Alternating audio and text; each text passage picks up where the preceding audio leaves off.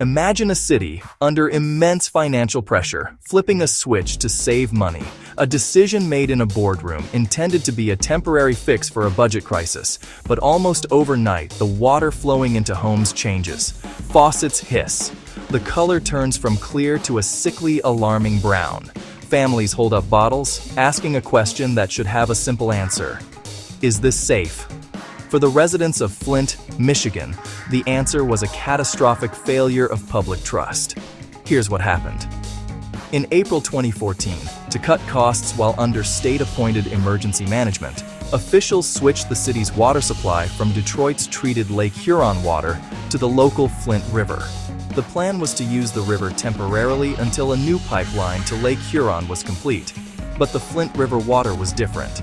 It was highly corrosive, nearly 19 times more so than the Lake Huron source. Federal law under the Safe Drinking Water Act requires public water systems to implement corrosion control for water this aggressive.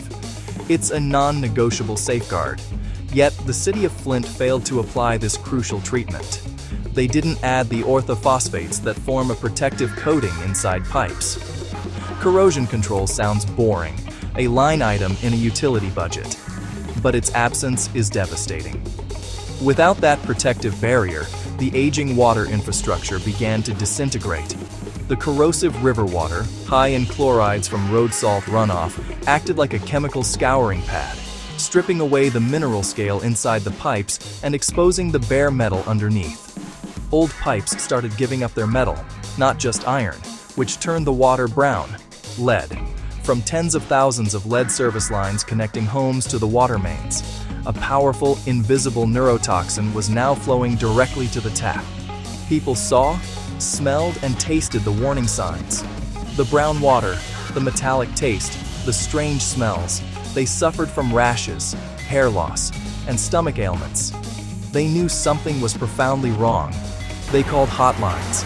They showed up at city council meetings, holding up jars of foul-smelling water, their evidence dismissed as anecdotal.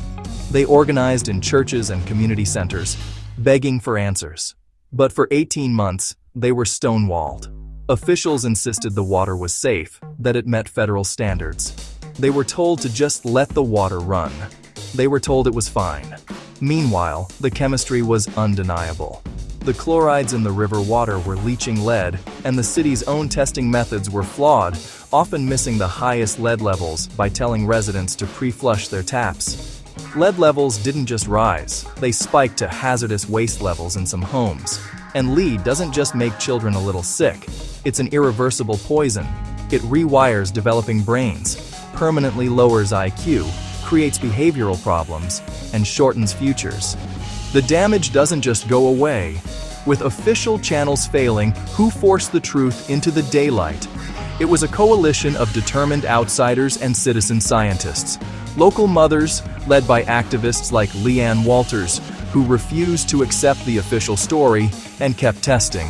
A pediatrician, Dr. Mona Hanna-Attisha, who trusted the mother's concerns and dug into hospital records. And a Virginia Tech engineering professor, Mark Edwards, who had previously exposed a lead crisis in Washington, D.C.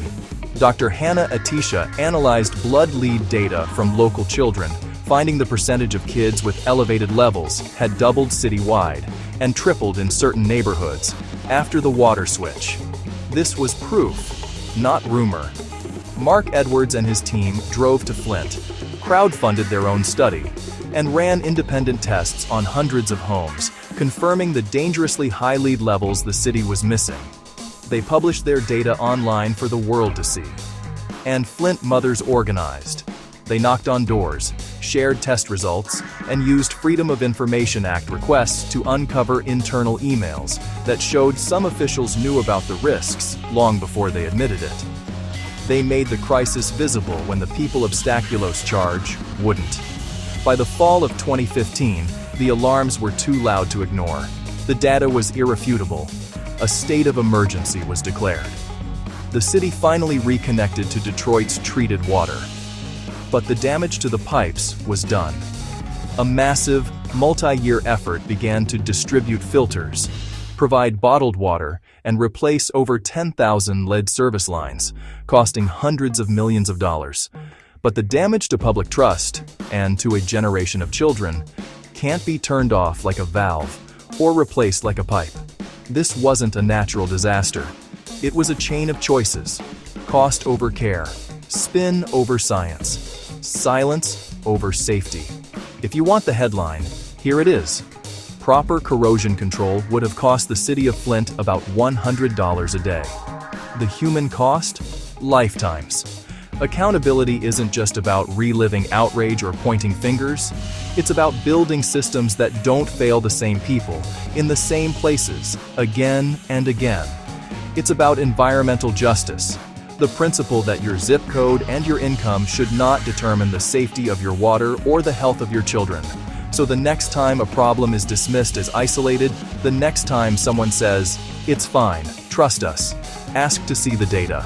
Ask for transparency. Ask who is being protected and who is being ignored. Because water is not a commodity. It is not optional. It is a fundamental human right.